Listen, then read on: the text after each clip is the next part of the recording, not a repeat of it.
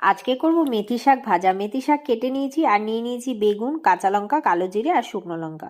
তারপর কড়া গরম করে কড়ার মধ্যে তেল দিয়ে কালো জিরে ফোড়ন দিয়ে দিলাম আর একটু শুকনো লঙ্কা দিয়ে দিলাম। তারপর বেগুনটাকে ভালো করে ভেজে নেব। বেগুনটা ভাজা হয়ে গেলে এর মধ্যে নুন দিয়ে দেবো আর হলুদ দিয়ে দেবো। তারপর নুন আর হলুদ দিয়ে বেশ ভালো করে বেগুনটাকে ভেজে নিয়ে তারপরে শাকগুলো কেটে ধুয়ে বেশ পরিষ্কার করে শাকগুলো রেখেছি সেগুলোকে দিয়ে দেবো। হয়ে গেল। তারপর দিয়ে দিলাম দুটো গোটা কাঁচা লঙ্কা।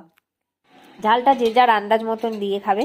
এবারে হচ্ছে শাকটাকে বেশ ভালো করে নাড়াচাড়া করে নিলাম। শাক দিয়ে বেশ একটু জল জল মতন বেরিয়েছে, সেই জলটা টেনে টেনে যাবে আর বেশ শাকটা অনেকটা শুকনো শুকনো মতন হয়ে যাবে।